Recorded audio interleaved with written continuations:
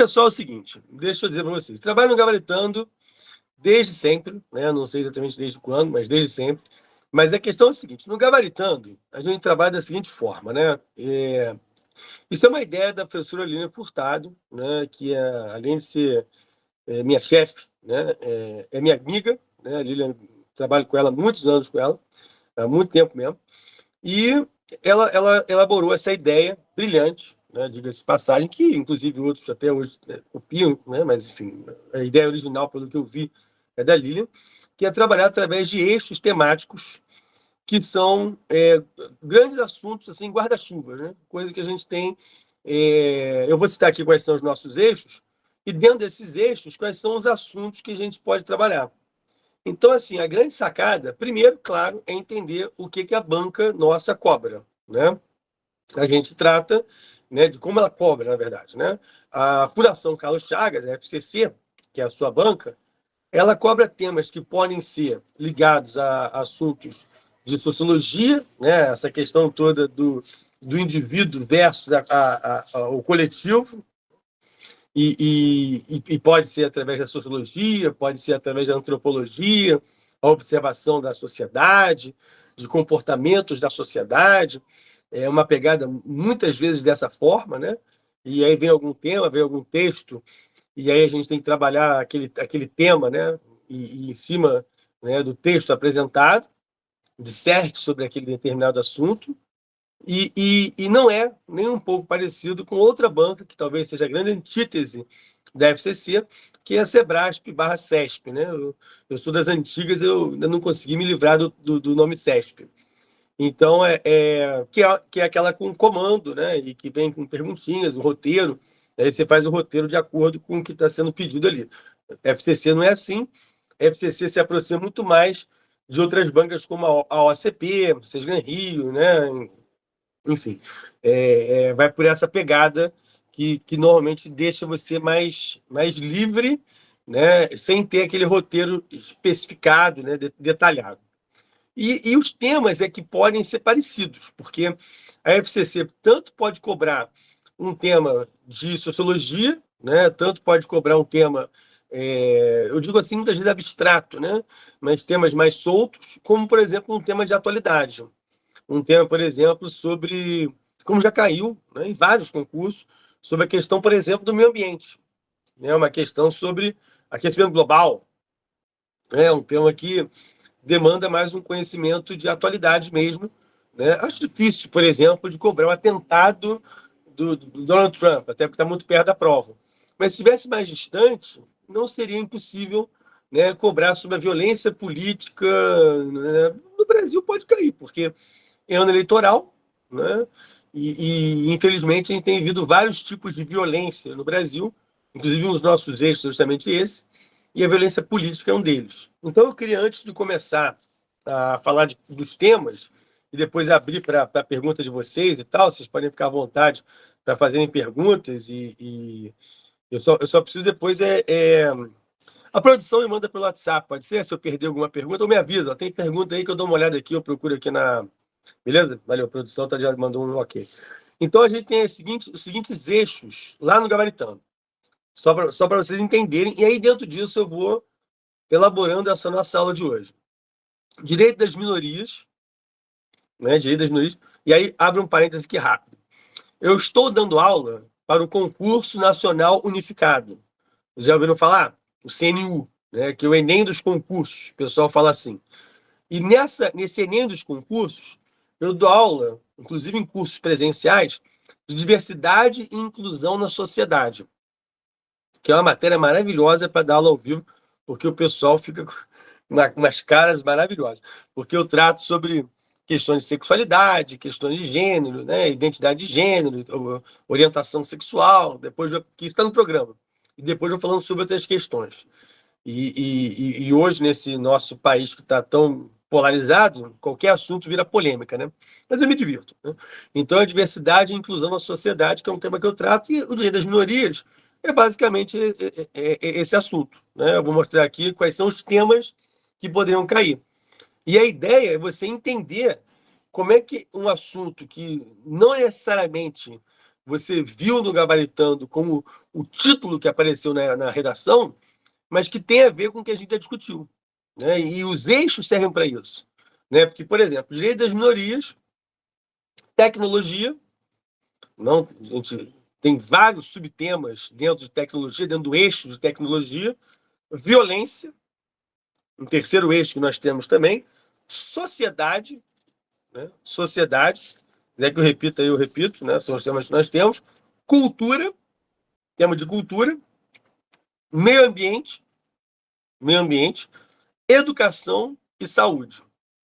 Então, direito das minorias, tecnologia, violência, sociedade, cultura, meio ambiente, educação e saúde. Então, esses são os eixos que nós elaboramos lá no Gabaritano e que eu, dentro desses eixos, né, muitas vezes são assuntos que são trazidos pela brilhante equipe de português, que é capitaneada pela professora Lina, mas conta com grandes profissionais, como, por exemplo, meu grande amigo Alexandre Luz. E aí, dentro desses temas que são trazidos para mim, eu elaboro, né, um repertório que pode ser utilizado por você na redação, né? E aí vocês mandam a redação e tal, aí vocês sabem como é que funciona o Gabaritando, né? A equipe de português corrige a prova de vocês e tal, em cima, basicamente, do que eu falei, claro, de vossos conhecimentos, né? Também, evidentemente, o que eu faço aqui é ser uma ferramenta a mais para que vocês possam ter mais repertório para as provas, né? Mas isso, evidentemente, também conta com o conhecimento, com a experiência, com a vivência de vocês, que são temas da sociedade, são temas nossos do dia a dia, especialmente a FCC, né? Que não é uma banca que tradicionalmente cobra um assunto acadêmico muito distante assim da realidade, né? São coisas que normalmente a gente vivencia, né? E aí, por exemplo, né? Vou começar aqui pelo direito das minorias, pode ser? Vou falar um pouco sobre a questão do direito das minorias, do que eu acho que são assuntos interessantes e que podem cair na prova de alguma forma, né? Por exemplo, eu acabei de gravar para o Gabaritando, acabei de gravar, foi até para uma outra banca, mas foi até para a banca CESP, por acaso, mas que pode ser muito bem uma questão da prova para a FCC, até porque a lei acabou de ser aprovada. Violência política de gênero. Violência política de gênero. Isso pode ser muito bem uma questão trazida na prova. Porque o que é violência política de gênero?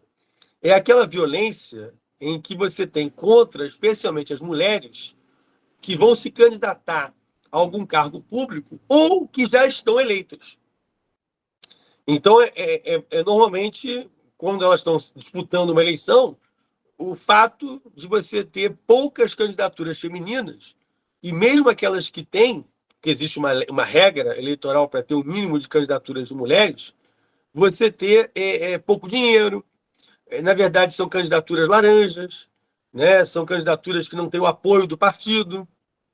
E isso não é muito difícil de perceber numa sociedade em que o parlamento, o Congresso Nacional, ou a Assembleia Legislativa, ou a Câmara Municipal, tem um número muito pequeno, não só de mulheres, mas de outras minorias. É verdade? Falando do Congresso, nós temos um Congresso que o percentual de mulheres não passa de 20% nas duas casas. Não passa de 20% nem na Câmara dos Deputados e nem no Senado. E isso se reflete de uma forma muito dura na sociedade ao observar que, por exemplo, leis não são votadas ou assuntos não são debatidos que são favoráveis ou que dizem respeito a esses grupos, especialmente as mulheres, mas poderia ser qualquer outro grupo, né? Poderia ser, por exemplo, sobre PCDs ou sobre pessoas com deficiência, né? Ou, por exemplo, pessoas com algum tipo de transgêneros, né? Então, você tem várias minorias que não estão ali, até porque a gente sabe que no Congresso existe uma bancada que é rigorosamente limitada a homens brancos, né, heterossexuais, né, de meia idade. Recentemente saiu uma pesquisa nos jornais dizendo que os partidos têm idade de... o mais jovem é o Podemos e o mais velho é o PT, que são os partidos aí que têm entre 46, que é o mais jovem, a média de 60 anos, que é o PT, que é o mais velho. Então é impressionante como é que, fazendo um raio-x, você percebe qual é o grupo que está ali no Congresso representando a sociedade, que não representa, né? porque não é proporcional a isso. Então, a violência política de gênero, ela pode ser tanto para a pessoa que quer entrar na disputa, a mulher que quer entrar na disputa, ou aquela que já está eleita. E que muitas vezes é interrompida na violência do homem, né? No discurso de desmerecer, né? A retórica da mulher, a oratória dela, né? A retórica também, né? A ideia de que não, é o tal do mansplaining, né? O man interrupting, né? Expressões que se usa, né? E então, assim, você tem esse tipo de violência que eu acho interessante você se ligar. Agora, eu não vou ficar só nesse tema, não, porque senão eu vou ficar muito tempo num tema só. Vou falar de outros aqui. Então, o direito das minorias poderia ser capacitismo, né? A ideia, por exemplo, em relação. O capacitismo é o preconceito com pessoas com deficiência, né? Então, a primeira coisa, inclusive, é entender que não existe pessoa deficiente, né? Isso seria um erro grosseiro numa redação. Então, entender um pouco o vocabulário, sabe? Então, por isso que eu digo, você entender o assunto capacitismo, ele vai te dar possibilidade de você fazer várias outras redações que têm a ver com pessoas com deficiência, mas que pode ter a ver com tecnologia, que pode ter a ver com educação, que pode ter a ver com saúde, que pode ter a ver com violência. Então, assim, é uma forma de você, a partir desses eixos, ter a liberdade de, com esse conhecimento, encaixar no tema que a redação vai te apresentar. Eu acho que o espírito dos eixos temáticos que a professora Helene criou é justamente esse. Né? É você ter o assunto como coringa, né? Com uma forma de que, pô, eu não vi exatamente esse assunto na prova. Né? Por exemplo, caiu na a OCP obstáculos para regulamentar o uso das inteligências artificiais no Brasil. Né? Nós falamos sobre inteligência artificial, né? Por exemplo, mas né? E falamos, claro, num eixo desse, certamente a gente vai falar sobre as dificuldades, sobre o uso das inteligências artificiais. Então, se a gente não tiver falado, você já tem repertório para isso. Né? Chegou uma pergunta aqui rapidinho. A Patrícia Raposo pediu para repetir a questão da idade. Do que da idade? Já me perdi. Né? Eu não lembro que eu falei de idade. Eu estava falando sobre o. Ah, desculpa, da idade do Congresso, né? É o partido mais jovem, Patrícia, é isso, né? Mais jovem é o Podemos, né? Que tem mil partidos, né? São 36 partidos, se eu não me engano, né? O Podemos é o partido que tem uma média de 45, 46 anos, saiu no Jornal o Globo. Eu sou o último assinante de jornal impresso do planeta. Eu sou assinante de Jornal o Globo desde os anos 90.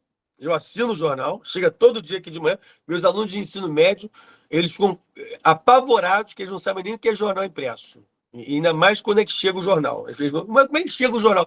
Ele nasce no tapete. Madrugada, acontece uma fotossíntese no meu tapete e o jornal nasce. E eles acreditam. Tá? Então, saiu do Jornal Globo. Que o Podemos é o partido mais jovem e o PT é o mais velho. O PT tem uma média aí de. São sexagenários, né? São sessentões aí que compõem o Congresso. Então, você vê, é um partido que é um Congresso idoso, né? E é interessante, né? Idoso entre aspas, né? Porque vou ser etarista agora, né? Quem vai atacar né? De atacar a minoria sou eu. Mas é até um belo debate que aconteceu agora nos Estados Unidos, né? Já que o presidente Joe Biden, né, renunciou à disputa por conta não da idade, né? Mas da situação em que ele está cognitiva, né? Porque a idade é o de menos, né? Hoje as pessoas estão vendo cada vez mais a tendência a ter pessoas mais velhas exercendo funções, né? Então, isso não é a questão. A questão é a questão da cognição, né? Mas voltando, posso voltar então? Qualquer coisa, fala aí. Então, o capacitismo, eu acho um belo tema, né? O capacitismo é o preconceito com pessoas com deficiência, né? Que apresentam algum tipo de deficiência, pode ser uma deficiência motora ou pode ser uma deficiência física. Existem mil formas de cobrar isso, né? Um exemplo, né? Como muitas vezes, né, o poder público ou a municipalidade ou como as instituições não ajudam no combate ao capacitismo. Exemplo, aquela maldita placa de que idosos, vaga reservada para idoso. Já viu como é que era a placa? Agora está mudando, né? Era uma pessoa com 60 anos, curvada, né, com uma bengala, né, com óculos, né? Então a pessoa chega aos 60 anos, ela desmonta, né?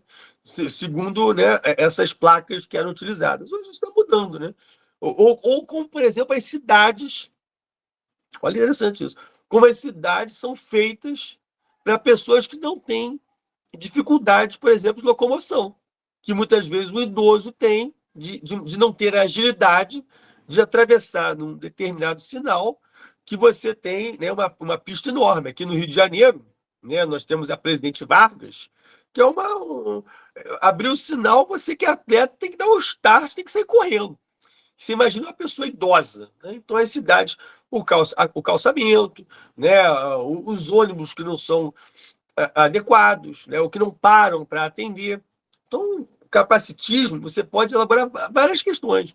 Empresas que não querem contratar, que inclusive quebram, né, rompem com a lei e burlam a lei, porque são obrigados a contratar determinado número de pessoas com deficiência. Então, o capacitismo é um belo tema. Dentro do direito das minorias, etarismo. Estou falando agora da questão da idade, né? O etarismo, né? Eu falei de idosos agora com capacitismo, perdão, foi câimbra mental aqui, né? Capacitismo é uma coisa, etarismo é outra. O etarismo, ageísmo, idadismo, velhofobia, já ouviram essas expressões? Né? São expressões que podem ser utilizadas com preconceito com pessoas que têm idade avançada. Né? Que eu acabei falando do Congresso, eu acabei misturando as bolas. Mas são termos também usados. Gente, estou super gripado. Perdão. Aporofobia. Outro tema de minorias. Aporofobia. Sabe o que é aporofobia? Alguém sabe o que é aporofobia? Aporofobia é uma expressão nova. Ela surgiu em 2019, se eu não me engano, com uma socióloga espanhola que escreveu um livro sobre a aporofobia e esse termo pegou. E a aporofobia é a aversão à pessoa pobre. Né? Antigamente o termo usado, mais genérico, era demofobia. Agora você tem a aporofobia, que é a aversão às pessoas que, por exemplo, estão em condições de rua, que é outro belíssimo tema. Né? Hoje, por exemplo, nós temos uma redação que poderia apresentar para vocês, e que em São Paulo tem muito a ver, por conta até do trabalho do padre Júlio Lancelotti, com as pessoas em condição de rua, que é contra a arquitetura hostil. É contra a arquitetura que é feita para a pessoa dar dificuldade para a pessoa dormir debaixo de um viaduto. O sujeito constrói uns estalactites, né? Constrói né? Uma engenharia que a pessoa não consegue dormir num banco da praça, porque o banco da praça é dividido ao meio e só pode sentar, não pode deitar. Ou, por exemplo, quando o porteiro lava a calçada o tempo todo de madrugada no frio danado do inverno de São Paulo. Então, assim, a aporofobia é um belo tema ligado a minorias. Perfeito? Transfobia. Lembrando que o Brasil, pelo 15º ano consecutivo, no mundo ocidental, é o país que mais mata pessoas transgêneras. É o 15º ano consecutivo. Então, a transfobia, a violência de gênero, e a violência transgênero, nesse caso, é gravíssima. E isso mostra que é um crime de ódio. Né? Um crime de ódio. O Supremo Tribunal Federal, vai aqui a informação de atualidade, igualou esse crime a crime de ódio, como, por exemplo, ao racismo. Porque é um tipo de crime que você não quer que a pessoa mude. É crime de ódio porque você quer que a pessoa desapareça, você quer exterminar a existência daquela pessoa. O racista, ele não quer que você vire branco. O transfóbico, o homofóbico, ele não quer que você se torne hétero ou cisgênero. Ele quer que você desapareça. E é por isso que é considerado um crime de ódio. Você trabalhar isso, é interessante. Saber isso para uma redação, ainda mais num país como o nosso, eu acho fundamental. Concordo? Transfobia. Falando nisso, outro tipo de violência, misoginia. Saiu agora uma pesquisa de que, mais uma vez, o Brasil é campeão em crimes contra a mulher, em violência contra a mulher. Diversos tipos de violência.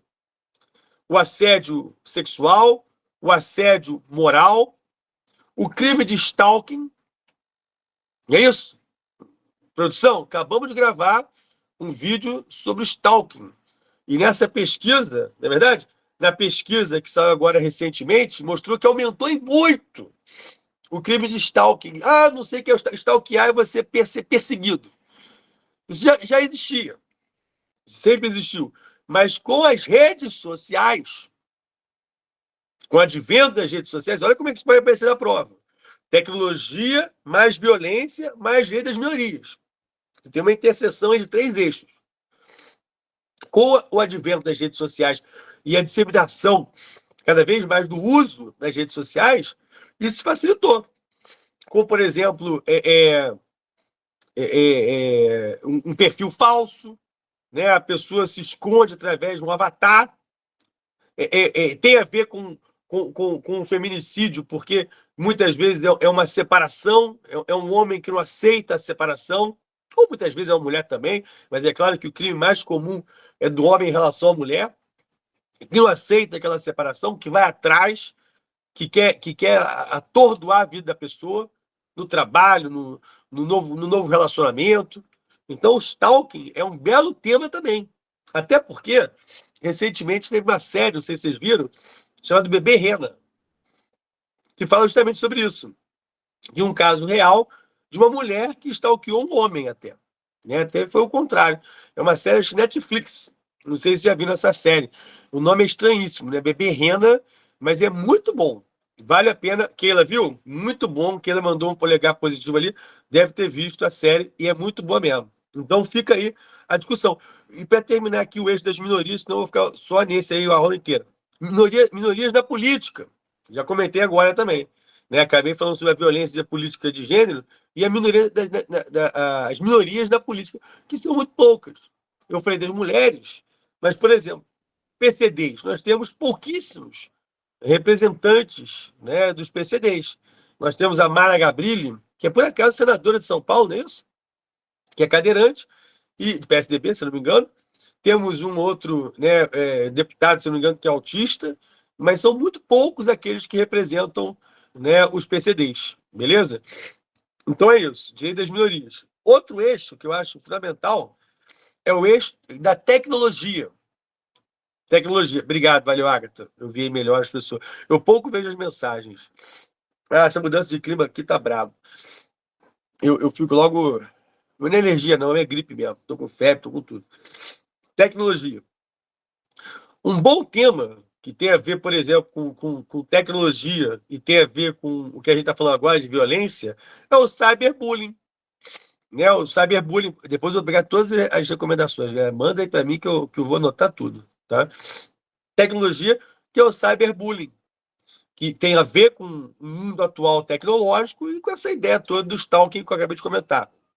Segurança e tecnologia. Sabe um tema que eu acho interessante para vocês? Pensando assim no assunto que poderia aparecer, pensando já no eixo da tecnologia, as câmeras no uniforme, né, dos policiais. Se isso é válido, se não é válido, se isso é favorável à redução dos crimes cometidos pela polícia, se isso pode ser mais seguro para o próprio agente de segurança pública, porque ali ele tem um registro do que aconteceu, né, sem nenhum tipo de interpretação de terceiros, né, você tem uma câmera filmando aquilo. Então, por exemplo, isso é um belo tema interessante, né, radares, né, monitores, isso tudo pode ser incluído na questão de tecnologia e de violência, de segurança pública, perfeito? Medicina e tecnologia. Como a medicina está evoluindo na questão cada vez mais com o uso da tecnologia, ou mesmo a educação. Você vê como alguns eixos eles se dialogam o tempo todo. E é isso que eu acho que vocês tinham que ter em mente. Né? Os temas eles podem se conectar. Então, por exemplo, no caso da educação que é um eixo que a gente tem a parte da tecnologia, tem tudo a ver, né? Como a educação hoje caminha junto com a tecnologia. E aí você, por exemplo, poderia cair numa questão sobre inteligência artificial, como caiu recentemente. Da inteligência artificial foi qual banco até? Foi a OCP. A OCP cobrou uma questão sobre o uso da inteligência artificial e como isso deveria ser regulamentado, os obstáculos para serem regulamentados, mas poderia muito bem ser. Já teve na FCC, né, Patrícia? Aí, TRF2, tá vendo? Teve já na FCC. E pode muito bem cair de novo. Né? Isso aí não é impossível, não. Que é o uso da inteligência artificial e como ela pode ser benéfica ou pode ser prejudicial para a educação ou para outras questões da sociedade, para o trabalho, né? Ou para a evolução humana. Será que a IA, de alguma forma, né? Vou tratar aqui na intimidade, será que a IA pode, de alguma forma, obstruir a criatividade, a inventividade, né? do ser humano, pensando nessa questão do indivíduo versus coletivo, né? Da FCC. Então, e é um tema super atual, né? É um tema que vem despencando em provas, né? Em provas. É evidente, inclusive sobre o trabalho, um tema que eu coloquei aqui, que eu acho interessante de tecnologia, é o home office. É o grande debate hoje, né? Se o home office é interessante, se não é. E muitas empresas hoje estão reduzindo o home office. O que na época da pandemia cresceu muito por questões óbvias, ululantes, né? Não tinha outra forma, e muitas empresas mantiveram depois da pandemia. Hoje, muitas empresas estão recuando em empregos públicos. Né? Por exemplo, a minha senhora é concursada, ela trabalha com. Já li essa da Ana Caroline, que é um bom tema, mas a minha senhora, né, trabalha no Ministério Público do Trabalho e já está aumentando o tempo presencial. Né? Mas aí vale a pena. E aí, numa redação, por exemplo, você poderia muito bem colocar dilemas sobre isso. Qual é o tempo do trânsito que você leva no deslocamento até o trabalho? Será que no trabalho é tão produtivo quanto em casa? Ou o contrário? Será que em casa você consegue ser tão produtivo quanto no presencial? Então, um belo tema, o home office. Né? O home office, o que a Ana colocou aqui? A Ana colocou aqui. Eleições e fake news não têm abatido. Eu não acho, não. Eu acho que em ano eleitoral, Ana, em ano eleitoral, eu acho um belo tema. Eu acho um belo tema, até porque eu iria até além do que você colocou. Eu acho que fake news pode ser mais batido, mas inteligência artificial não. Porque a inteligência artificial é a nova queridinha das eleições. A gente observou isso na eleição argentina, em que o Javier Milei foi eleito na Argentina.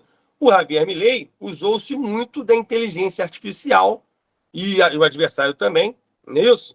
Para poder produzir memes, produzir vídeos, e que são vídeos de fake news, muitas vezes, mais sofisticados, que a gente chama, inclusive, de deepfake. O deepfake é aquele que você tem uma sofisticação na produção que não é mais aquele fake news só escrito. É uma imagem que você jura que é verdade. Né? Você jura que está vendo lá o candidato X recebendo uma propina, quando na verdade a imagem é mentirosa. Então, assim, e a inteligência artificial está cada vez mais levando a esse debate. Na Argentina foi rigorosamente o caso, Ana. Então, eu acho que a tua proposta aí é muito boa. Outra que eu acho interessante, já caiu na FCC, essa eu lembro, que era assim, o ser humano tecnológico. Lembra, produção? A produção acompanha os temas. Era o ser humano tecnológico, que é a dependência tecnológica do ser humano hoje. A dependência para tudo.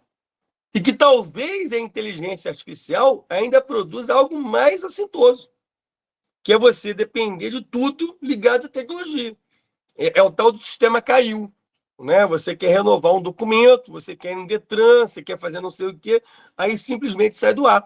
Recentemente, vocês viram a pane geral que deu no mundo inteiro. Não sei como é que não deu no Brasil, né? Um comentário aqui à parte, né? Mas na Europa, nos Estados Unidos, aeroportos pararam, né? Estações ferroviárias. Vou chegar na questão ambiental. Acho um belo tema. Belo tema também, meu amigo. Quem falou para mim, quem falou? Foi o Davidson. Grande tema questões ambientais, cadê? Já que o Rio Grande do Sul foi algo que assim que o edital ocorreu o fato, eu acho. Vou chegar no meio ambiente. Vou correr aqui porque eu sei que eu tô lento, né? Mas a gente tem tempo aqui. Então, e só para terminar a tecnologia, segurança e privacidade. Belo tema, né? Segurança e privacidade. Até que ponto a tecnologia ela pode ser útil para nos tornar, né, mais seguros diante de uma sociedade que os nossos dados muitas vezes estão divulgados, estão expostos, né, e a tecnologia pode ser uma forma de nos tornar mais seguros nesse ambiente virtual, e até que ponto a nossa privacidade está devassada. Eu lembro, por exemplo, de um sistema de notas que a China chegou a propor, eu não sei, na verdade, se isso entrou em vigor ou não, que você dava uma nota para cada cidadão. Então, o cidadão não pagou imposto de renda, ele perde um ponto. Ele brigou com o vizinho, ele perde outro ponto. Aí ele é um cidadão nota 5, e tem um cidadão nota 8. Aí, na hora do voo, o voo está lotado. Os cidadãos melhores notas conseguem embarcar no avião, os piores notas não conseguem. É uma doideira. Parece uma coisa da série Black Mirror, né? Parece totalmente uma coisa distópica, mas é uma realidade. A privacidade é uma questão. Você, por exemplo, quer criar um apartamento, né, totalmente modernizado, automatizado, que você já tem, as luzes acendem, é Black Mirror total. Que você acende as luzes antes de chegar em casa, que você programa no celular que você quer o ar-condicionado na temperatura de 18 graus, você gosta de frio, também gosto, aí bota lá 18 graus, só que ao mesmo tempo que você tem uma empresa que está fazendo isso por você, ela tem todas as suas informações, assim como a nossa vida nas redes sociais. Ou você acha que é de graça? Você entrar no Instagram, você ter a sua conta no Facebook, no LinkedIn, aonde for. Você acha que é de graça? Você acha que não há riscos? Não houve o escândalo Cambridge Analytica, quando o Facebook vendeu informações das pessoas, né? A pessoa está escrevendo aí, eu não consigo. É Black Mirror, Black Mirror, né? Adam Alter fala muito sobre isso, verdade? Né? Qual seria a sua nota, Orlando? A minha nota seria 0, né? Não, mentira, né? Sei lá qual seria a minha nota. Isso é muito subjetivo, tá vendo? É muito doido. Eu falo, essa literatura distópica é triste quando ela começa a se tornar real, né? Falando de feminicídio, falando do tratamento das minorias, especialmente das mulheres, o livro da prova da UERJ, que é a Universidade Estadual aqui do Rio de Janeiro, que cobrou o Conto da Aya, que é uma série sensacional, inclusive. É um livro da Margaret Atwood, que é uma senhora escritora maravilhosa, e que virou uma série, né, The Handmaid's Tale, que mostra exatamente isso, um mundo distópico em que as mulheres servem só para procriar. Né, uma coisa bizarra. Né? Dados pessoais valem muito dinheiro, diz o Davidson. Inclusive, a grande questão é essa. Para uma empresa que você contrata para ter o apartamento todo moderninho, vale mais vender o serviço ou vender a tua informação? Boa questão, hein? Foi uma pergunta do repórter da Globo News para um chinês que tem empresa lá na China que faz isso. Ele perguntou pro cara, vem cá, beleza, bacana o trabalho de vocês. Vocês sabem tudo do apartamento, até onde guarda as joias. Né? O cofre, ele é lacrado, o cofre. Mas vale mais a pena você vender serviço ou vender informação? O cara ficou, né, enrolado para explicar, porque é uma questão que não tem uma resposta tão simples. Uber vendeu informação. Uber vendeu informação de itinerário das pessoas. De onde a pessoa ia para onde a pessoa foi. Então, assim, é bizarro, né? Violência. Vamos para outro eixo aqui, que senão vai terminar nossa live meia-noite. Violência. Gente, acabei de gravar. Crimes de fronteira. Né? É um tema que é mais para, talvez, carreiras policiais. Né? Pode ser que seja menos para a FCC e mais para carreiras policiais, mas um tema interessante. Violência, intolerância religiosa. Como tem crescido no Brasil casos de intolerância religiosa? Seja entre os cidadãos, né? Seja entre nós aqui, pagadores de impostos, ou, por exemplo, o próprio crime organizado. Interessante isso, tem um livro aqui atrás de mim, tem vários livros atrás de mim, né? mas tem um livro aqui do Bruno Paz Manso, que é o autor da República das Milícias, que é A Fé e o Fuzil. A Fé e o Fuzil. Mostrando como grupos narcotraficantes, e isso inclui Comando Vermelho, o primeiro comando da capital, o crime organizado como um todo, está cada vez mais ligado à igreja evangélica, a determinadas igrejas evangélicas, claro. Determinadas igrejas evangélicas. Aqui no Rio de Janeiro existe o Complexo de Israel, que reúne algumas favelas, né? E como há uma intolerância não só às religiões de matriz africana, mas à própria Igreja Católica, né? Então é um belo tema, a intolerância religiosa. Falando ainda da violência, a violência doméstica, né? Falando do feminicídio, né? Os crimes cometidos, que muitas vezes esses crimes contra mulheres são feitos no ambiente doméstico. Daí a dificuldade, por exemplo, de uma denúncia, a dificuldade de você conseguir resolver essa violência saindo de casa. E aí tem uma questão social importante. A violência doméstica, ela acontece para qualquer mulher. Ela pode ser rica, né, a Ana Hickman, mas ela pode ser uma mulher pobre, e quando ela é pobre, é pior. Porque para a mulher pobre, ela não tem a condição de simplesmente abandonar aquele lar e ir para uma outra casa, para um outro ambiente, ter uma vida independente. Porque muitas vezes ela é dependente, não só psicologicamente, daquele marido, daquele companheiro, daquele sujeito, mas ela é dependente financeiramente. Ela tem filhos. Então, é um tema que, assim, é vasto. Você pode muito bem tratar da violência doméstica, mas fazendo um recorte.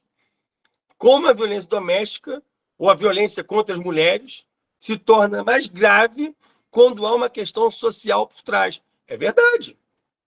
Como a questão do meio ambiente. O racismo ambiental, que é a vulnerabilidade de grupos minoritários a questões ambientais. Porque um desastre ambiental ele pode ser encarado de uma forma por um grupo determinado da sociedade mais abastado, com mais grana, e por outros de outra forma. Eu posso me mudar, eu posso alugar outro lugar enquanto o meu lugar reconstrói, ou então onde eu moro, um lugar mais seguro. Então, são recortes dos temas que vocês podem ter e de acordo com o andamento da nossa sociedade. E entender o que Brasil é. Que é um Brasil desigual, que é um Brasil de distribuição de renda totalmente errado. Foi cunhada a expressão já há algum tempo de Belíndia, né? Não lembro se foi o Edmar Baixa, né? Acho que foi o Edmar Baixa, um economista, um dos pais do Plano Real, que criou a expressão Belíndia, que o Brasil é um Brasil que tem Bélgica e que tem Índia, não é isso? Né? Se reconstruir diante de um desastre, como é possível? Para a pessoa mais rica é uma forma, para a pessoa mais pobre é outra. Isso, evidentemente, se não houver, né, a morte, claro, mas sobre a questão do bem material. É isso que se trata, né, da vulnerabilidade de determinados grupos.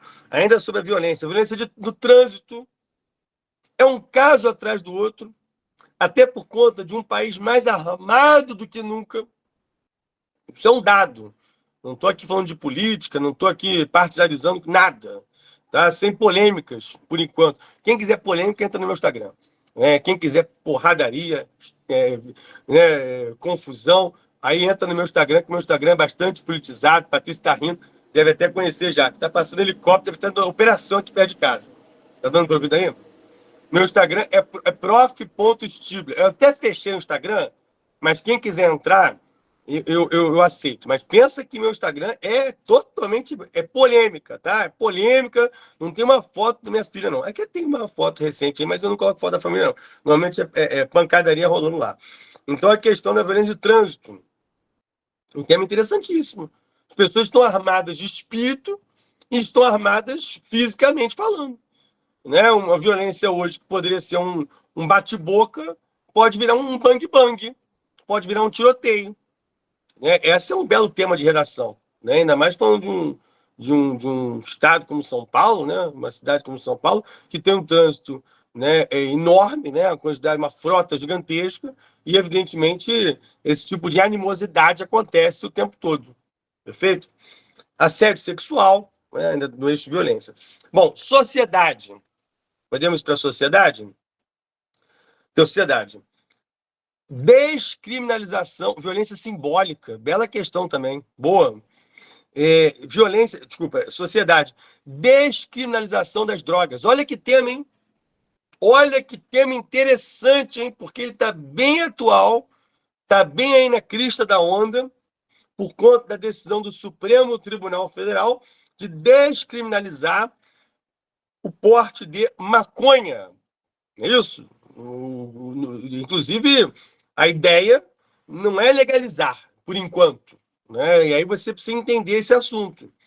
Legalizar uma coisa, descriminalizar é outra. Você tem 3 políticas, que é a proibição, a descriminalização e a legalização. A proibição já era, né? Já acontecia. Em vários países do mundo ainda acontece. Mas o que está acontecendo em vários lugares, Estados Unidos, Uruguai, Argentina, Colômbia, né, Chile, papapá, e aí você fala sobre liberdades individuais, liberdade relativa, liberdade absoluta, isso tem tudo a ver. Tem tudo a ver. É você regulamentar a posse de drogas e separar o consumidor do traficante. Né? No caso, o Supremo decidiu os 40 gramas. E aí, deixa eu só voltar aqui a mensagem, deixa eu mexer aqui, que fala sobre a questão do aborto. Né? Porque aí você fala liberdades individuais, liberdade relativa e liberdade absoluta. Né? Muito bem colocado pela produção, que sabe tudo. Né? Sabe tudo. Até desconfio de quem esteja por trás das picapes ali, que é uma questão exatamente que tem a ver com aborto. Né? Houve a PL, não é a PL, como é que é? 1904, né? Se eu não me engano, a PL era essa, o número, né? Eu tinha anotado aqui em algum lugar. Eu não me lembro agora o número da projeto de lei que não foi, já foi abolido, né?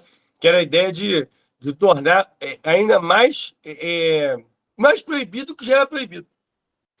Era recuar com relação ao que já havia de permissão para o aborto. No caso de anencefalia, no caso do estupro, né, e no caso do risco à saúde da gestante. E aí virou aquela polêmica, porque o projeto, né, louco, né, maluco, dava ao estuprador uma pena máxima de 10 anos e para a mulher que vai realizar o procedimento de interrupção daquela gravidez, de 20 anos. Então, uma discussão que a FCC pode trazer, não na sua literalidade, né, mas de uma forma mais subjetiva. E aí você pode, evidentemente, se vier um tema, um texto, né, se direcionando para isso, abordar esse tema. E alguém falou que o tema é muito recente, como é que é? É recentíssimo, mas acho que a prova já tinha sido feita depois desse tempo. Não, mas a questão, Davidson, é que a discussão é antiga. A discussão sobre descriminalização da maconha vem desde 2023, no plenário do Supremo. A decisão foi tomada agora.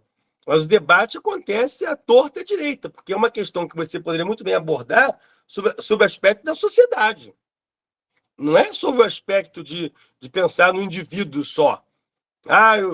Nós somos maconheiros, nós somos a favor. Não é isso.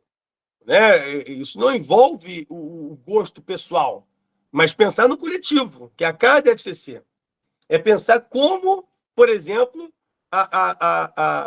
a proibição da maconha no nível que estava aumentava o número de detentos no Brasil, de apenados no Brasil. Não é à toa que o Brasil tem a 3ª maior massa carcerária do mundo. Porque, em grande parte, a nossa massa carcerária ela está diretamente relacionada ao tráfico de drogas. E se você colocar uma lupa, né, nesse tema, vai ver que muitas vezes esse tráfico de drogas é um tráfico pequeno, um tráfico que, por exemplo, essa lei já não prenderia. E aí fica o debate. Se vale a pena, né, levar tanta gente para as prisões, que não há condições, que são masmorras, que não ressocializam, e depois ter de volta um sujeito para a sociedade muito pior do que entrou.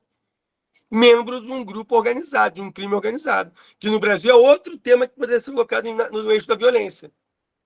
Como o crime organizado no Brasil se sofistica, se torna mais sofisticado. Matéria recente do Jornal o Globo. Como o PCC hoje é visto como uma máfia. O PCC não é mais visto como um grupo organizado e criminoso. Ele tem modus operandi de máfia. Tem portos estabelecidos desde Beirute, no Líbano, a Antuérpia, na Bélgica. Dialoga com máfias da Sérvia, com máfia da Itália. Né? Então, isso inclusive vale aqui a dica, guerrasdobrasil.doc, e assista o quinto episódio, que é sobre justamente a formação do Comando Vermelho e do PCC. Belíssimo tema de prova, né? Poderia ser lembrado, sim, né? Por exemplo, outra questão sobre sociedade de consumo, uma sociedade capitalista, sociedade de consumo, que você pode muito bem linkar com a questão do meio ambiente. Uma sociedade em que o capitalismo avançou, o consumismo cresceu, né? As pessoas compram de uma forma impensada, né? De forma sem nenhum tipo de, muitas vezes, necessidade, como o capitalismo nos faz comprar, né? Você tem, né, a obsolescência programada, né? Você tem o lixo eletrônico, você tem questões ambientais por trás e outras questões ligadas ao psicológico. O bem-estar ligado ao consumo. Eu sou feliz porque eu sou consumidor, porque eu consigo comprar. Eu sou infeliz porque eu não consigo comprar. Né? Aquela velha frase, né? Hoje o ter é mais importante do que o ser. Enfim, mas uma sociedade de consumo. Né? As redes sociais aumentam a vontade de comprar o tempo todo. O tempo todo. Os algoritmos trabalham para isso. Trabalham para isso. Né? Deixa eu ler aqui a mensagem que chegou. Qual é? Você acha que pode vir um tema claro, assim? Pois tem muitos temas abstratos, tipo felicidade. Eu acho que pode vir das duas formas. Né? Eu acho que pode ser a felicidade, e esse tema, por exemplo, Davidson, ele pode ser tratado dessa forma. Né? A felicidade na sociedade contemporânea.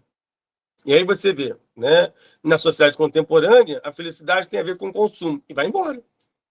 É isso que eu falei. Você não precisa ter o tema exatamente falado aqui, mas como ele pode ser usado. Né? A felicidade, sim, né? Abstrato.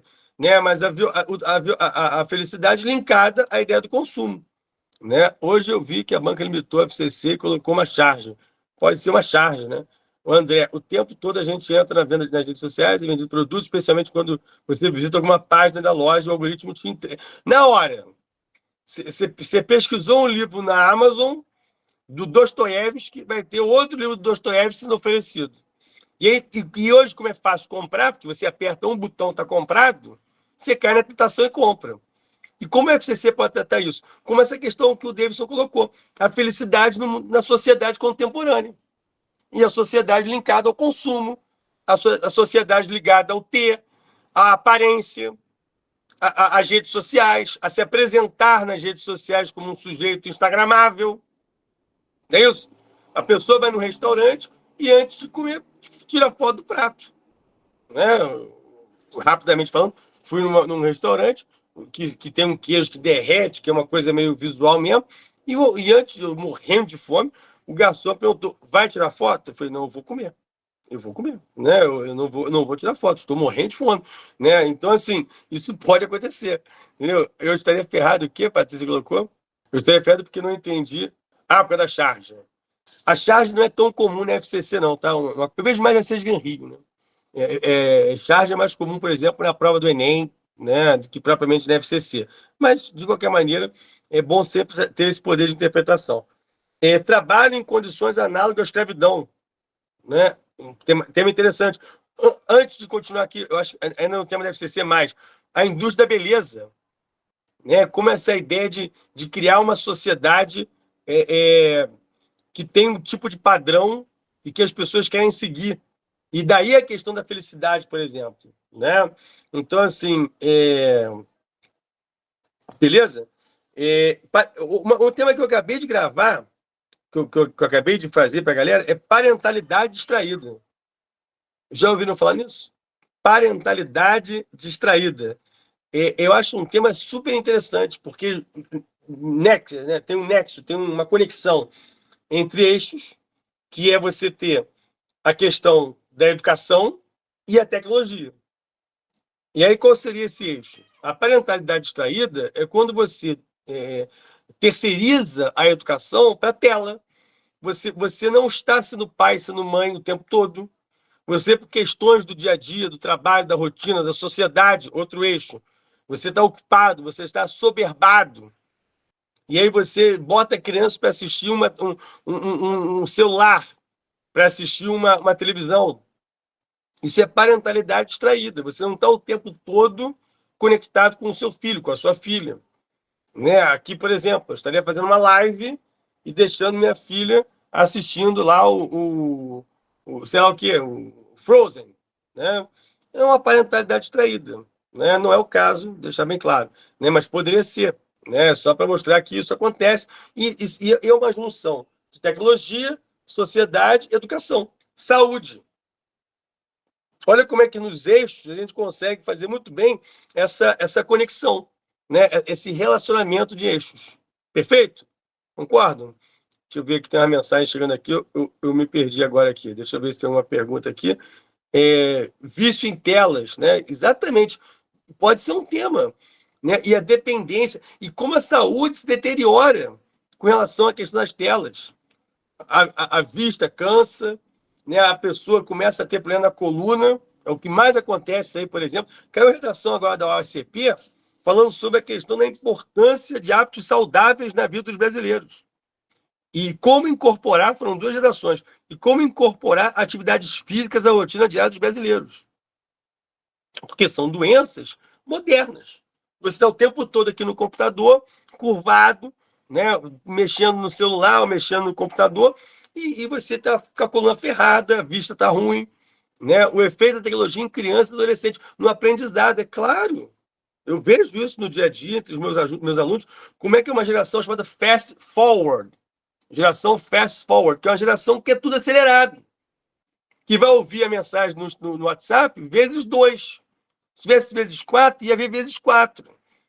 Onde a série, aquela de zumbi, esqueci o nome, que eu não vejo essa série, Walking Dead, veio um espírito agora e me falou, Walking Dead, ela voltou a ser apresentada na TV aberta, a temporada anterior, em velocidade acelerada, na televisão aberta. Então, é uma geração que não está acostumada a ver um filme, que não vai a um cinema. Então, olha como é que é interessante. Sociedade e tecnologia, 2 eixos. Como é que a FCC pode apresentar esse tema? Né?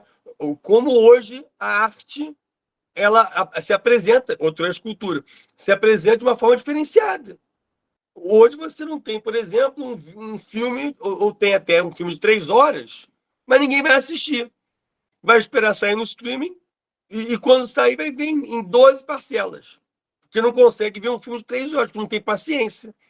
É cantor que lança CD no TikTok, em que cada música leva o tempo de 1 minuto. Teve um caso disso. Né? Então é interessante, né? Maria falou o seguinte, que pode querer algo sobre as Olimpíadas. Eu acho que pode, é um ano das Olimpíadas, acho que é um tema também interessante. Pode sim. Qualquer assunto, galera. Acertar o tema da prova é difícil. Né? E a Olimpíada pode ser um tema trazido, sim. Né? E como os Jogos Olímpicos, por exemplo, podem ser um fator político. Né? Nós podemos ligar a questão da política e as Olimpíadas. Né? Como é que funciona a questão das nações, das potências. Né? Acho um tema um pouco mais fora, né? do escopo de Brasil, mas pode ser caído, pode ser caído, pode ser cobrado, quer dizer, porque pode ser caído, pode ser cobrado. Até porque o Brasil tem dificuldades, por exemplo, numa Olimpíada, e isso tem muito a ver com a questão social nossa, né? Uma questão social nossa, porque nós não aproveitamos o ciclo olímpico, não aproveitamos o Brasil ter sido sede das Olimpíadas, porque normalmente um país que é sede da Olimpíada se torna um país que investe no esporte. E infelizmente, a gente não tem esse ciclo olímpico aproveitado. O legado olímpico, que agora foi divulgado, que o Brasil arrecadou não sei quantos bi, não representou na prática a formação de uma geração de atletas de alta performance. Isso pode, evidentemente, levar a entender que é uma sociedade ainda excludente, que a violência ainda impera, e muitos talentos são perdidos para a violência, que não são levados para o melhor caminho, não é isso? Davidson fala, Jogos Olímpicos, preocupação na saúde mental dos atletas, bom argumento. A França se preocupou com isso. Perfeitamente. Aquele caso da atleta, da ginasta, como é que é o nome dela? Eu não sei o nome dela. Bailo, sei lá o que, Bailo, que desistiu da prova. Simone Biles, né? Biles não, Simone Biles, não é isso? a pronúncia é essa, Simone Biles, que renunciou a disputar a própria saúde mental. Bela questão, bela questão. Pessoa, lei de resíduos sólidos, prazo perfeito, Camila. Vamos entrar no eixo do meio ambiente. Vamos lá. Vamos para o eixo do meio ambiente. Só para acabar a sociedade aqui. A cultura da urgência. Não é isso? A cultura da urgência. Eu preciso responder o WhatsApp na hora. Eu preciso mandar mensagem do e-mail que chegou do meu trabalho às 10 da noite. Porque o patrão está ali pedindo às 10 da noite uma resposta. Isso é uma maluquice. Né? E torna a gente cada vez mais o quê? Assoberbado, estressado, né? Numa vida cada vez mais estressante. Né? Então, eu acho uma questão interessante. Ou o próprio tédio. Uma sociedade entediante, onde nada mais te traz prazer, já que tem tudo tão fácil o tempo todo, a toda hora, numa velocidade estonteante. Então, o que eu curtia de ver um jogo do Flamengo com calma, eu agora estou ali vendo o jogo do Flamengo, ao mesmo tempo estou olhando o Instagram não, o Twitter, se tem uma coisa nova ali, ao mesmo tempo estou checando meu WhatsApp, e aquilo me dá um tédio. No fundo, a quantidade de coisas que me aparecem me leva a não gostar de nada. Não sei se já sentiram isso. Aqui estou um pouco de aula de psicologia também para a galera, né? Vamos fazer um tratamento coletivo aqui. Terapia! Terapia às 9h05 da noite, na terça-feira. Podem mandar pergunta, fala que eu te escuto. Beleza? Sobre o eixo da cultura, prometo que eu estou indo para a parte final da nossa aulinha. Peraí. Coquinha básica. Já falo do resíduo sólido, que eu acho um belo tema. Tem um doc sobre ela no Netflix. Ah, tem, da Simone. Mas, por exemplo, eixo da cultura. Democratização da cultura. Né? Eu acho um tema interessante. Né? Memória e patrimônio. Memória e patrimônio. Patrimônio, por exemplo, é material, patrimônio imaterial. Um tema interessante é como, por exemplo, preservar a memória. Eu lembro que o prefeito de São Paulo, o João Dória, o ex-prefeito, né? Agora é o Ricardo Nunes, claro. O João Dória, ele queria aprovar uma lei, né, que era, eu não sei se era quando era prefeito ou quando era governador, que ele queria aprovar uma lei para mudar o nome do bairro da Liberdade. Vocês são de São Paulo, devem ser melhor que eu. O bairro da Liberdade, ele é todo, né, caracterizado como um bairro nipônico, né, todo ele japonês, né? Eu dou aula aí, presencialmente, numa faculdade aí no bairro da Liberdade. E aí, ele queria mudar para bairro da Liberdade Japão. Queria botar o nome Japão.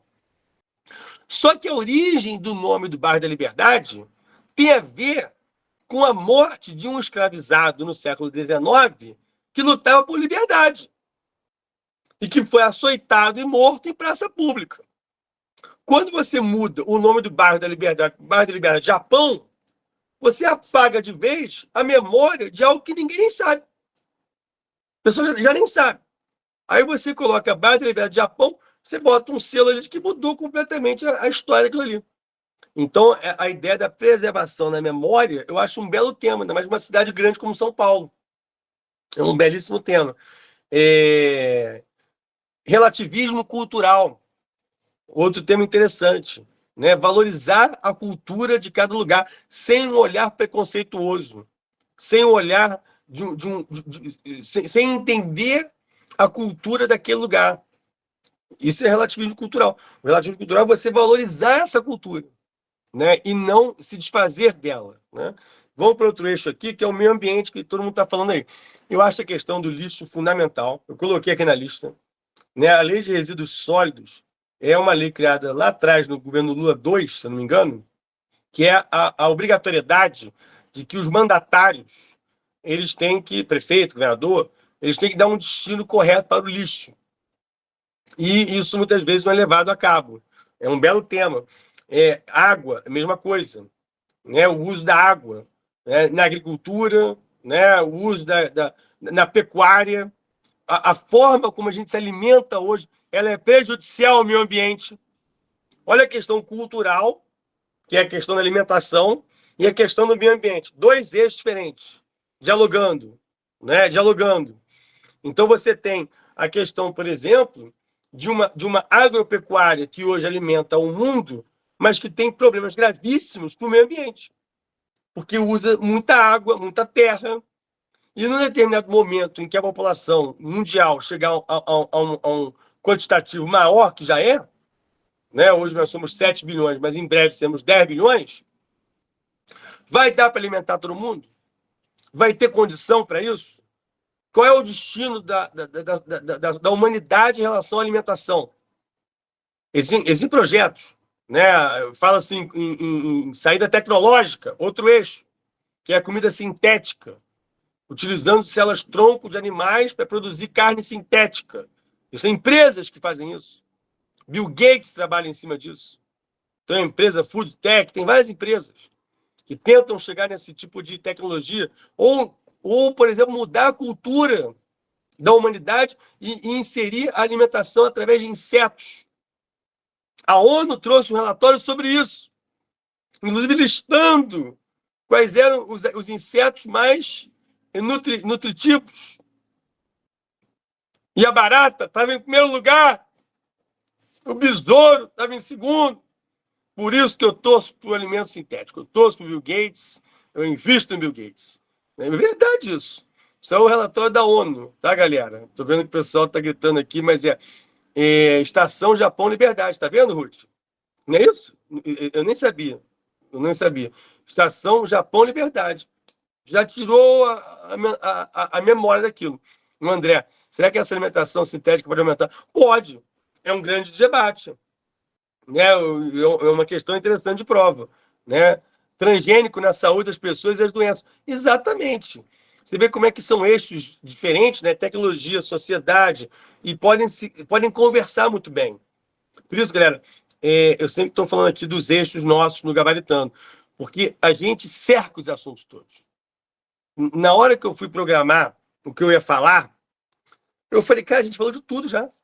A gente já falou de todos os assuntos possíveis e impossíveis. Tudo que vocês estão colocando aí, mercúrio, garimpo, a gente, de alguma forma a gente tratou. Se não foi assim diretamente no assunto da prova, tanto é que toda vez que tem uma prova de concurso, a professora Lilian vai ver a nossa gravação, vai concordar comigo. Quando aparece uma prova qualquer, ela manda para um grupo que a gente tem aqui, do Gabaritando, olha o nosso assunto aí. Olha como a gente tratou disso em algum momento. Sempre. Porque os eixos servem para isso, né? De alguma forma, cobrir esses temas todos. Né? Continuando aqui. Política educacional, desculpa, eu estava no meio ambiente ainda. A COP30, o Brasil vai sediar ano que vem a COP30. A COP é a reunião da sociedade civil, reunião das ONGs e tal, reunião dos governos, do mundo acadêmico, pesquisadores, estudiosos, professores, que todo ano se reúne na Conferência das Partes sobre Mudanças Climáticas. É a tal da COP. E pela primeira vez, o Brasil vai sediar a COP, que vai ser em Belém, no Pará.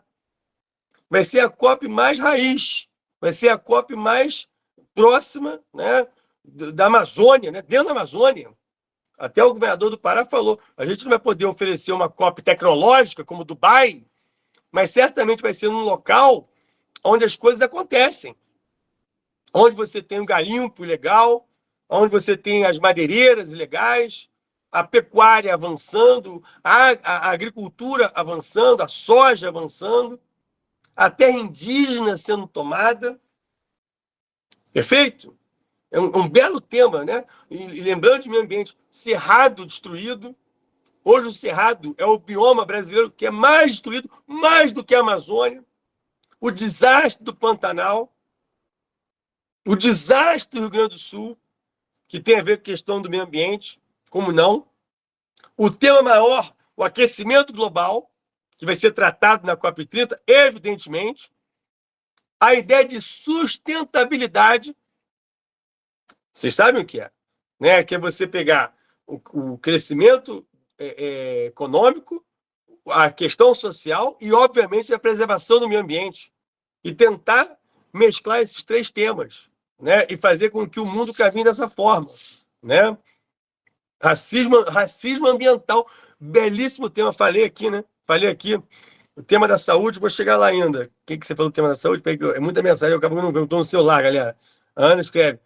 Tema da saúde, pais que estão deixando de vacinar as crianças e, consequentemente, doentes antes erradicados, voltando, retornando. Exatamente, né? O movimento anti-vax, né? O movimento anti-vacina. E como na saúde isso tem sido tão impactante, né, para a volta de determinadas doenças distintas, né? Então, a questão do meio ambiente, só para terminar o meio ambiente aqui na ordem, as ODS. Já ouviu falar das ODS? Como é que isso cai na prova? Já ouviu falar da ODS? Fala para mim. ODS. Objetivos de Desenvolvimento Sustentáveis. São 17 ODS e o Brasil inclui outros 3. A ONU estabeleceu 17 objetivos para serem erradicados até 2030 e o Brasil incluiu mais 3. Um deles, igualdade racial. Olha como é que o tema do meio ambiente, ele por si só, que é um eixo nosso específico, ele é maior. Ele vai além da questão do meio ambiente. Ela fala de questões sociais. Fala, por exemplo, da questão de igualdade racial. Porque a questão do racismo ambiental. Então, um belo tema. Isso foi incorporado pelo Brasil. Educação, né, indo aqui para a parte final nossa. Homeschooling, né, pensando aí, por exemplo, na educação à distância.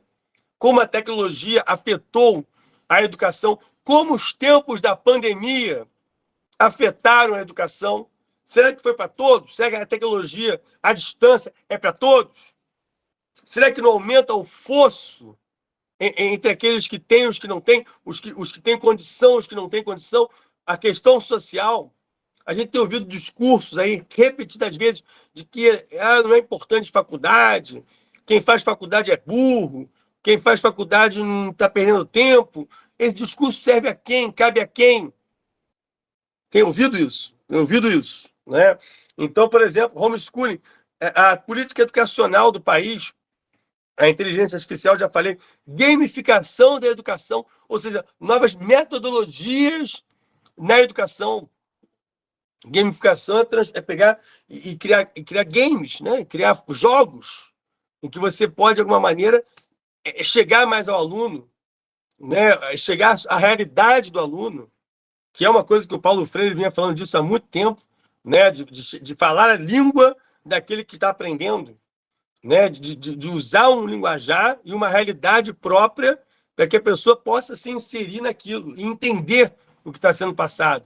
E não um academicismo, uma intelectualidade muito além do que a pessoa pode, né, compreender. Perfeito? Educação inclusiva, né? A questão da educação inclusiva. E, por último, e não menos importante, a questão da saúde. Né? A questão da saúde. Deixa eu ver o que o pessoal colocou ali, perdão. Educação bancária, educação financeira, né? Educação financeira quer dizer isso, né? Eu acho perfeito também, educação financeira. Hoje o novo ensino médio pensa isso, né? Outras formas de outros aprendizados, né? Então, a questão da saúde, papel da tecnologia na saúde, o acesso à saúde no Brasil, né? Os desafios da saúde no Brasil, isso, evidentemente, pode ser uma questão de prova. A máfia da indústria farmacêutica, tem documentário sobre isso, né? Que é muito bom, por sinal. A era dos remédios proibidos, a era da automedicação, uma sociedade totalmente linkada com a tecnologia, com o estresse, com a correria, com vezes 2, com o fast forward. Você vai se automedicar. A era do Rivotril, não é isso? A era do Rivotril, que o pessoal escreveu ali. Cancelamento arbitrário de planos, absurdo, né? Essa questão dos planos de saúde cada vez mais poderosos e a sociedade à mercê disso, idosos sofrendo, né? E questão que envolve etarismo, né? Bela questão, procedimentos de riscos para embelezamento, para emagrecimento. Saúde tem vários temas aqui que eu acho interessante, saúde urbana. Um último tema aqui que eu queria mostrar: violência obstétrica. Violência obstétrica, violência ginecológica, a violência do médico com a mulher, seja num exame ginecológico, seja num parto natural, um parto que a mulher quer fazer e acaba sendo ludibriada para fazer uma cesárea, que o país é recordista recordista em cesárea. O Brasil é campeão em cesárea. E na verdade, isso é uma prática muitas vezes abusiva, por interesse do médico. Perfeito? Galera, são 1000 temas, são inúmeros temas. Eu queria deixar aqui o espaço final para, primeiro, se vocês querem colocar alguma dúvida, falar. E segundo, se me permitam aqui, quebrar o protocolo da nossa aula e dedicar essa aula a uma pessoa chamada Carla Gabola, que foi muito importante na vida de muitos concurseiros e que, infelizmente, faleceu essa semana, muito jovem, com 40 anos, e foi uma pessoa que foi muito, muito importante para milhões de pessoas. Não vou falar nem milhares, não, porque ela realmente trazia informações, fez daquilo a vida dela, e fez tanto a vida dela aquilo que defendia vocês com unhas e dentes. Então, eu queria dedicar, né, essa live, essa aula, a Carla Gabola, onde quer que ela esteja. Tá ok? E eu vejo pela reação de vocês que é de arrepiar o que vocês estão fazendo aí. Pode falar, quem levantou o braço aí, por favor? Ana, obrigado aí. Obrigado, Ana, valeu. Alguém quer fazer alguma pergunta, alguma colocação? Então é isso, galera. Eu queria agradecer a vocês. Muito obrigado a vocês, então, pela presença de vocês durante esse tempo. Que bom que vocês gostaram. Keila, obrigado aí, André. Valeu mesmo. Muito boa sorte, galera, nessa prova. Arrebentem. Estamos aqui torcendo por vocês. Obrigado, Maria Laura. Obrigado, Patrícia. Obrigado, Angélica. Obrigado, Yasmin. E obrigado, Patrícia. Valeu para todo mundo aí. Ágata, Ana, Simone. Boa noite a todos. E que Deus nos abençoe a todos nós. E que, enfim, fica a dedicação a essa aula Carla Gabola. Valeu, galera. Beijão.